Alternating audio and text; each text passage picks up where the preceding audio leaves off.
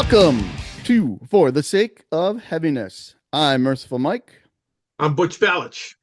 On tonight's episode, Butch and I are going to discuss our top five favorite album openers. The first song that kicks off the album that really gets the goosebumps going, gets you rocking, gets the air guitar out, and just makes you want to jump around. There's plenty of those to go around, so I'm going to let Butch go right ahead and start with his first one. All right. Speaking of air instruments, this first one is funny because of all the instruments, it's one that you wouldn't imagine. Most of us headbangers are playing air to in the car, but like my wife finds it unendingly hilarious that I do. And this song is the first song off one of my favorite records of all time, one of my favorite bands. This is probably my favorite song, hard rock song of all time, and that is Oh, Angel. yeah. And the first song on this album is called Tower, Yeah. and or The Tower. But on the record, for whatever reason, they just called it Tower, but it's always gone by The Tower. Yeah. Um, man, when I first heard this song, I fell in love with it instantly. Um, and the way it starts is cool. It's not like your stereotypical. A lot of times we think about album openers. You think about like these fast, kind of like super fast songs, or that kind of get you pumping and stuff. This is more. Um, this is like it's majestic. It Very. starts with Greg's keyboard sounding almost like something out of Star Wars, or like this, like a wizard kind of thing, just like laser shooting, and Right. then the drums come in, and it's just like it's big and majestic sounding, and then it goes like from this intro, like where it's kind of like bombastic, into a verse that's mellow. Right. But then it picks up on the choruses, and it's just like it's really like when it hits the chorus, it's really driving, um and an energetic song, and it's really like it sums up what this record was. They were kind of it's a progressive leaning Sure. record, but it's heavy. It's the heaviest one in their catalog, I think. Hell of a Band's pretty close, maybe a little Right. heavier, but it's like it summed up what this band was all about when they started out. It's like Zeppelin meets Queen meets Right. Sabbath, with some regular old like hard rock thrown in. But this is like the keys and the guitars battling back and forth, like Frank Domino's awesome high voice, like everything is here. Yeah. Barry Brandt's drum flourishes, the great bass work from Mickey Jones. It's all here in this one song, Tower. That's my first one. I had to include it. I talk about Angel a lot, um, but it's my favorite. I couldn't like. It's the first song on the album. They're one of my favorite bands of all time, and it's my favorite song. If I left it out, I couldn't look at myself. So that's the first one. That's a really cool pick. There's some songs, I don't know if this is gonna make sense because it only makes sense in my head, but there's some songs you listen to that actually are like visual. So whenever I hear the intro to the tower, it's like I can like see things. It's like it conjures up those images in your mind when you hear that. And as the song goes through, it like carries you on to like a journey or story, everything. So yeah, Yeah, and that's a hell of an opener. it's a journey song, and it's sword and sorcery, fantasy. Yeah, Frank said at the time he was reading a lot of stuff. Frank Herbert, like reading Dune and things like that. So great good song. one. That's a good one. All right. I had a rough time picking these, you know, It's and tough, man. There's so many man, good ones. I know it's like, right away when we knew we were going to do this, it's like, okay, I had like three that came instantly. And then the more I started thinking about it, I'm like, oh my God, this is not as easy of a task as I expected. So I kind of tried to, avoid the, obvious picks that pretty much even a casual fan might pick. And I really did try to go for the ones that still to this day, like I said, kind of make me, jump up and want to run around the room playing air guitar.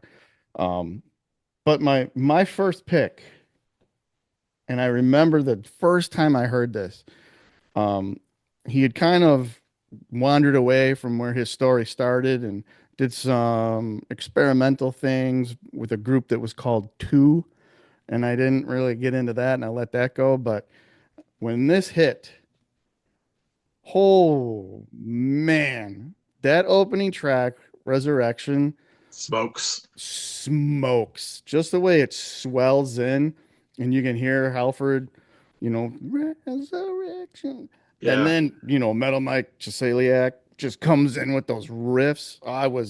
Oh, I mean, just absolutely blown away. Could not get enough of this record when it came. I mean, the whole thing smokes, but for an opener, that was a statement that said Halford is back and he's more metal than ever. definitely. I remember like when I got that one too. I probably played that song over and over. Sometimes I would put it on, put the record Yeah. on, and listen to it again, and then listen to it again, and then go through the rest of the like. It's just that it gets you pumped up and wired. Oh, Like yeah. just I and like mean, you said, it was definitely like a statement that he was back to metal, like full stop. yeah, it's like he kind of got everything out of the system that he needed to, but I remember after the first time we listened to that opener all the way through, we like almost laughed. We were like, "Holy shit!" I was like, "What was that?" And the same thing like you, I would do the same thing. I'd go back and I'd listen to that repeatedly for a couple of times before I let the rest of the album play out. But yeah, that was just a humongous statement, and Halford was not messing around anymore. Yeah, Um, seriously, agree with that. cool. All right, number two. Let's go here. Where did it go? There it is. So, 1985. This is the album this got released later than it should have, so it didn't.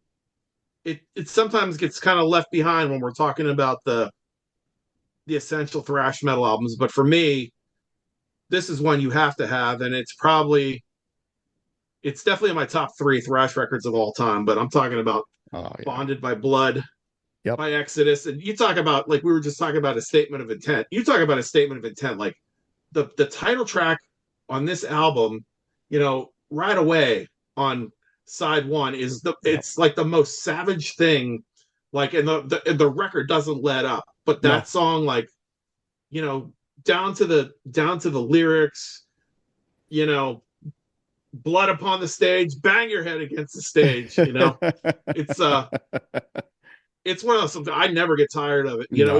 It's when I look at the set lists when they tour, like it's always like it's one of those ones I think they should always be playing. I know they don't always play it, but it's like as far as thrash songs go, I mean it's a top three Yeah. song in thrash, and this album is just like I said, just a primal savage like ripper of record. Bailoff just unhinged. Yep. Um, it's just so heavy and sick and we all know like they didn't quite um, live up to this one after, although they've had, definitely had a good career. But like this Yeah. record, man, is just like, and Oh. it's right from the get go.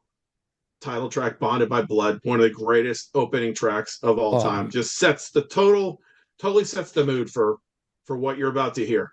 Yep. It I just couldn't agree bloodies more. you, punches you in the face right away, and bloodies you.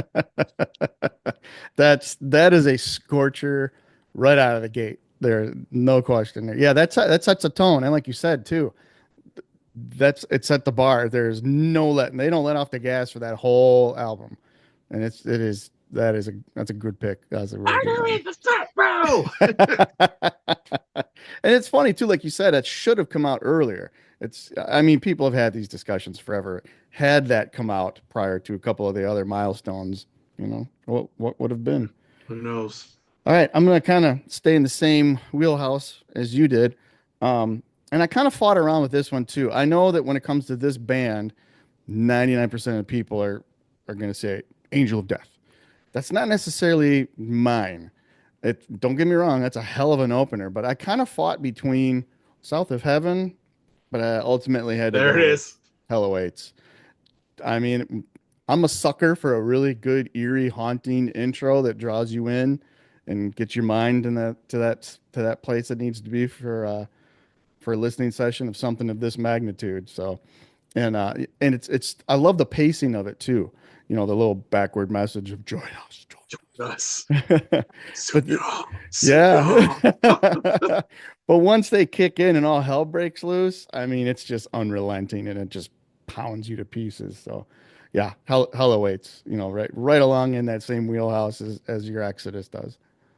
Yeah, I thought about that one too. I actually did think about Angel of Death and that one. The I would have leaned towards Angel of Death for the sheer like just that freaking The first riff, but ferocity of it. that intro on that is like the creepiest. Like it just Yeah. like you said, like everything you just said is perfect for that song. Yeah. And even, coming out of, the hyper speed of Rain and Blood, that intro to South of Heaven, that was another one too. I still love that just because just those opening notes are haunting in their own way too. Right. Let's go here. I'll go here. Um, in the '90s, like in some ways, is a lost. I won't say it's a lost decade, but it seems like when I think about like the spots in my collection, what's more filled and what's not. Obviously, in the '80s, there's tons of stuff that Sure. I have, and I was into the '90s with what happened with grunge and metal kind of falling off and going back underground a little bit.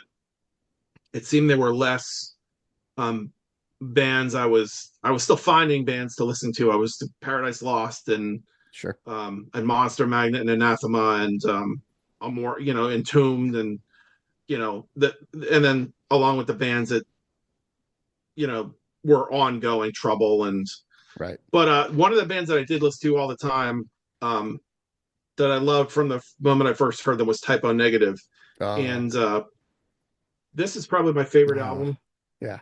that they did, and it's got the bad ground thing at the beginning, The which little is jokes. funny. Yeah. Yeah, the jokey kind of thing. So, but what I consider the first song on here is obviously "It's Love You to Death," and Yeah. I think it's like I just love that song. Like, pretty much encapsulates this record Yeah. because they went from Bloody Kisses was a little bit more raw. The first album is even more raw and has some more of a mix of some of the like kind of elements from Carnivore kind of Yeah. mixed in with the keyboard things that they would be doing the some of the harsher elements, and then Bloody Kisses was like a step from that, doomier, but still like um, pretty heavy. And but this one, like this album, is like it. First of all, that October Rust. I mean, it totally fits the mood of this record. Is autumn. You Yeah. put it on, and you just hear it. Yep. Um, it's Agree. it's it's heavy, but it's also like lush and moody and emotional, and dare I say, sexy. It if you could say like a metal record is sexy, like this is like it Yeah. just or sensual as it were. But like, and Love You to Death is the first song on here, and I like from the minute I heard it, you know Yeah. I'd already loved Typo Negative, and that just cemented it. Tremendous song. I still think it's maybe my favorite. That Wolf Moon um, from this record, um, maybe my favorite Typo Negative song. But man, like when they'd play it live, like Yeah. people would go nuts Yeah. when they played Levy to Death live. So I think it's one of the best, like in terms of setting the scene, setting the mood for the record, like Yeah. perfect opener. That's a phenomenal album. I will admit I was a little late to Typo Negative. I Some of my friends and stuff at the time were like really into it, and I'm like, okay, I'll give this a whirl. So I bought Bloody Kisses at the time and put it on, and it wasn't even close to what I was expecting. So I was like, okay, and I kind of put it aside for a while. And then a little while later, after October Rust came out, and they got, huge accolades in Metal Maniacs for a review when that was released. So I'm like, okay, I'll try this again. And then it all clicked. And I've been a lifelong fan ever since. So I'd be hard pressed to pick a favorite album, but that's probably way up there in the running. So that's a really, really, that's a great album opener too. Very majestic album. Definitely, definitely. Yeah, Yeah. And I'm the same way. Like I find that they were kind of a acquired taste is the right word, but I kind of had to build into them a bit. I'd heard about them. I probably read reviews around the time of Bloody Kisses, and I was into doom metal, and sure. they were getting comparisons right, or whether they're totally on the money to Black Sabbath. I mean, there's obviously some. There's a good bit of. I always thought Type O Negative was kind of like if you took Black Sabbath and The Cure and threw them in a blender. That's Right. kind of what you get, and that led me to them. And the first record, like I bought it on cassette at Jerry's Records in Pittsburgh here for like I don't know $4. Like it was a promo copy, I think. And then it took me a few listens, and it was like that. It was the title track like caught me like that song I would listen to over and over, and then it just it expanded out. You get that anchor song, Right. and then I fell in love with everything else from there, and saw them live, and then when this record came out, I was like, holy Yeah. Christ. And I love all their records. Like it's like you said, it's tough to pick a favorite one, because I think they were still making brilliant music when Pete died. Dead Again might be could on any given day could be my I favorite literally or was second just favorite going to say record. that. Yeah, I was literally just going to say that. Um, I have grown to absolutely adore Dead Again, and I listen to that a lot. It's the one I grab for most these days. If I'm in a typo mood, I'll grab Dead Again. So that I Yeah. mean, what a testament to Peter Steele. I can't remember if I read an interview or I watched an interview, but at one time Victor Griffin and Peter Steele were working on the very, very preliminary beginnings of what would morph into typo negative at one point. They Wow. had, I yeah, yeah. never knew I was today years old when I knew You're that. today That's here's I will have to forward you that if I can find it again. Yeah, I forgot how it worked. Victor was up in New York, looking between bands and doing things, and uh, befriended Peter, and Peter was getting done with Carnivore and wanted to move on to something else. But if I remember correctly, Victor said it was still leaning towards more of a little bit of a hardcore, a little heavier edge than that. mm-hmm. And so, I can't remember if he said there were or weren't demos, but I know it was a very fleeting couple of months, that the two were together. And then I remember him saying, yeah. And then when I heard typo negative, I thought, man, that's nothing what he was talking about when we were driving around in the car. He goes, that would have been right up my alley. And so, Man, yeah, really cool tidbit. I had found out about that not all that long ago, and I had no idea either. So I'll get that's you that wild. Yeah. information. Yeah. I would love to see that. All right, my next one. Um, I think a lot of times these albums get, unless you're like a diehard fan, they get kind of brushed under the rug in the catalog because nobody really gives them much credit except for this one. And the opening track on this, from the very, very first time I heard it on 8 track, just made me just want to dedicate my entire life to rock and roll and metal and everything else. And I still feel that little kid excitement every time the opening riffs for this song come on. So my third album here, Rip It Out. I go nuts to this day as a 53-year-old nerd. I will nerd out on this album and rip it out any chance I get. Just the riffs, Ace is, he's playing for everything he's got, and it came out so solid. So everybody will say Ace is the best. Maybe Gene won't say that, but Ace is the best. So rip it out. I still to this day, that's one of my absolute favorite album openers on the Ace Frehley solo album. Yeah, me too, man. Like you know, we all know that you and I are both big Kiss fans, and I love Yeah, that record, and Paul's as well. But that one, like, just Paul's got "Hold Me, Touch Me" on it. It's always been the divider yeah, for me between the two of them. But that Ace record is like damn near perfect, and "Rip It Out" rules. Like I play that in bands going back to high school. sure. Um, we used to open with it. It was a great opener. We had a lot of fun doing it. Great killer song. I still love it to this day. Yeah, same It's here. I love awesome. the little breaks with the little bit of the drums Yeah, right before that it breaks into that screaming solo. Yeah, I was in a cheesy cover band in the early 2000s, and we played that too, and that was my favorite song of the night every time. yeah, it's a good time, man, for sure. All right, what you got next, Butch? All right. La da dee, la dee da. Interlude. right, let's go here. Um, I was a huge Dokken fan in the 80s. Yeah. I'd say next to Kiss and Angel, um,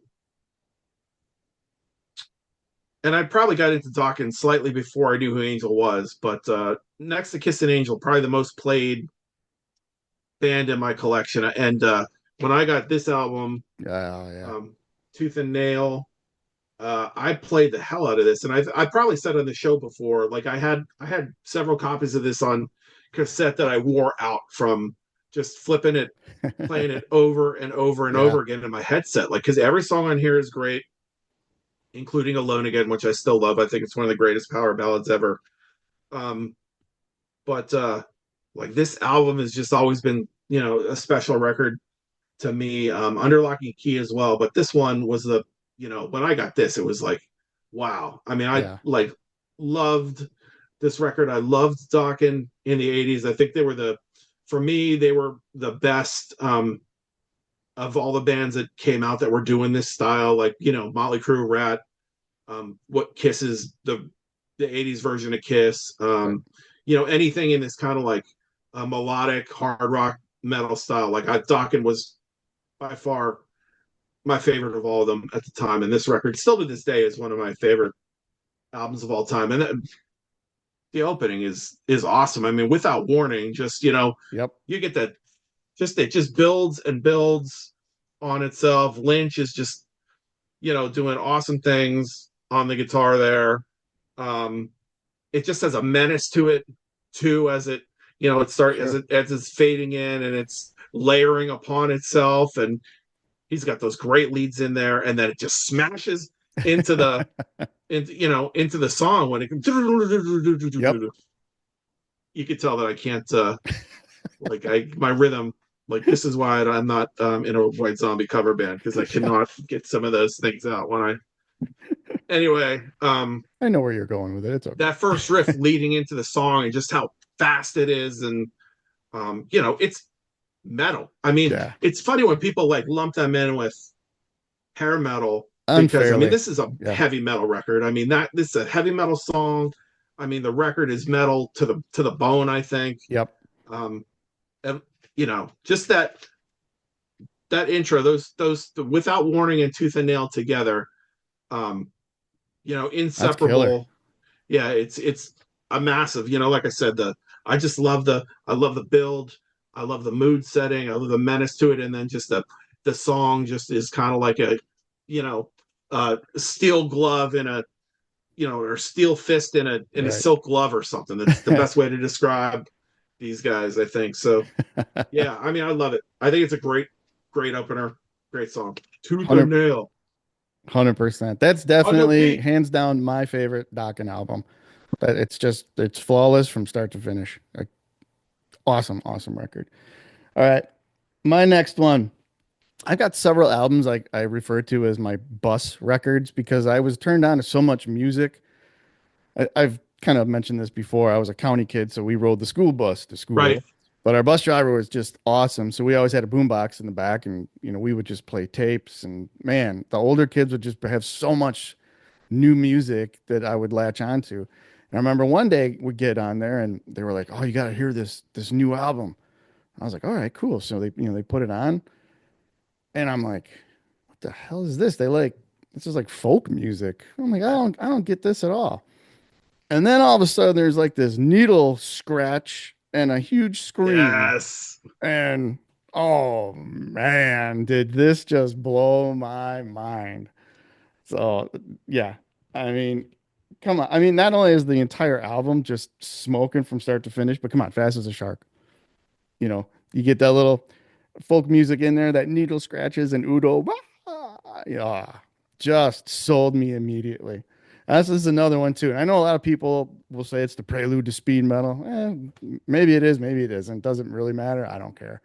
Uh, this just gets the adrenaline flowing, and it just goes. So, yeah, this is my number two pick. Is one of the best openers of all time.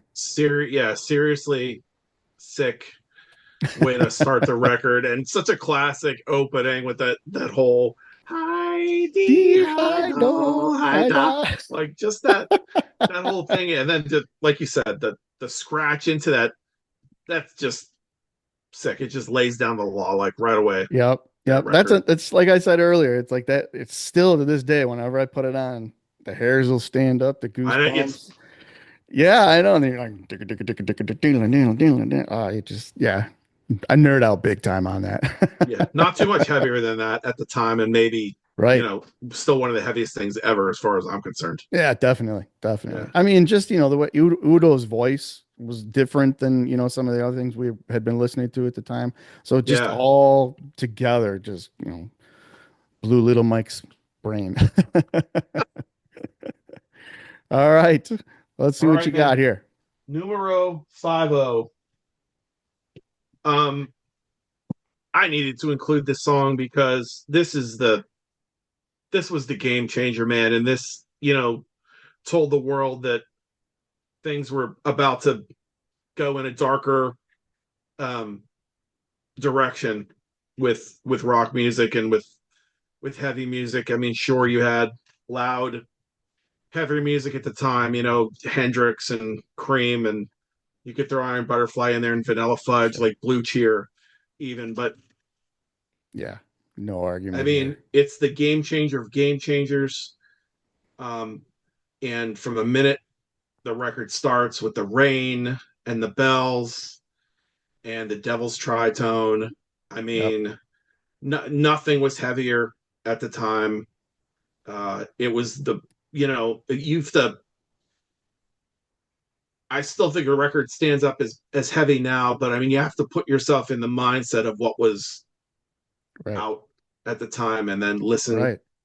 put this in the context of that. Like nothing was more extreme than this record, and that first song just still is one of the most powerful things ever.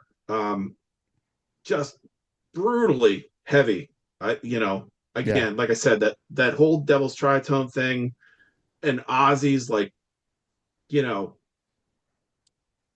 plaintive kind of like wail while he's singing. Yeah. You can hear the despondency in his voice. It builds like there's a sense of dread Yep. through the song and fear. I mean, it's and of course, touching on satanic Yep. subjects. This Yep. was something like, this is crazy stuff. I mean, Yep. we people that we grew up in the those of us that grew up in the '80s, over the years, like there's stuff that comes out, as metal has gone on, it's things have one upped and become more shocking, and but you forget like this record is just so for its time Right. and what it set out to do. It's just like such a freaking statement Monster. of heaviness Yeah. and this is the record that I mean it set the stage. I mean for whatever followed. I mean It's it's the it, it was the game changer, but it's to me, it's still changing the game because it's that reference that it all comes back to, and yeah, that opening title track. You know what scared me too is I would listen to that on headphones, and mm-hmm. it was the the air in the space between the notes after the verses. It was like that dead air in between, Yeah. that silence that just set that aura. It was almost like, oh, what's going on in between the notes? It just there was so much there to take in and to kind of interpret in your own way. And that song would just let your mind run wild on what was happening. Yeah, the dynamics of it just going from basically playing the until it gets to the fast part, basically playing the same Yeah, piece, but like changing the how hard they were hitting, and then just right. in the verses, just like you said, that silence when they really strip it back to just those Yep. single notes Yeah. and And stuff. It that just space in between was just like haunting. It's like, what yeah, the hell? Yeah. it's just so still so effective for me. Yeah. And it's still, I mean, it's still influencing bands Yep. to this day. So Yeah. I had to include it. I mean, I think it's maybe the most important, um, maybe the most important album opener in heavy music history. To be I honest with you, would so I would not put up a fight about that. I I would think that is pretty accurate.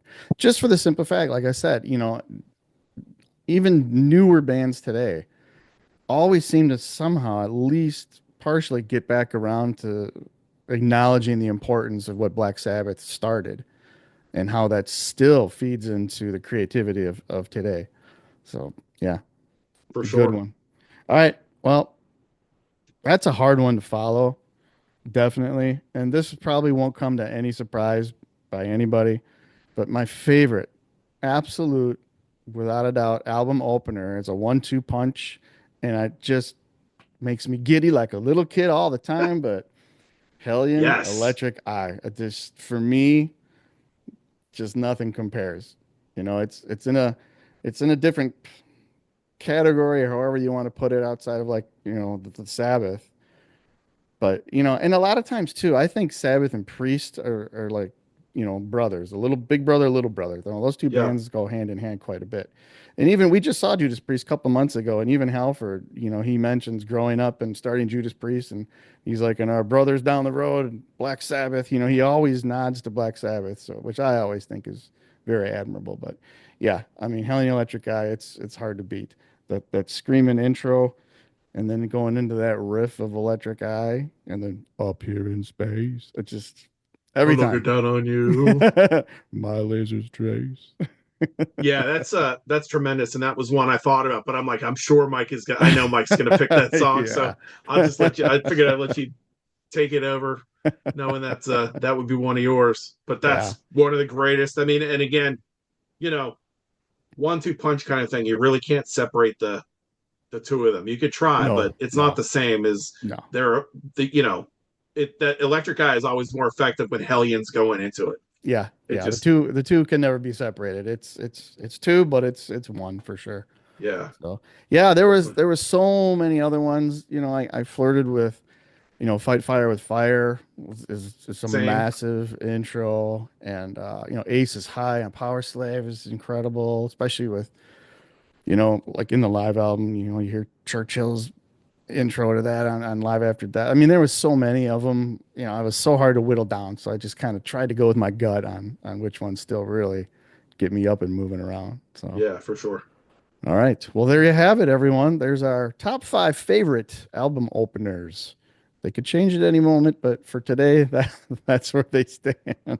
So, if you like what we're doing, please, please, please blow up those comments. Send us suggestions. We'd love to hear from you, and don't forget to subscribe, subscribe, subscribe. Hit that subscribe button, man.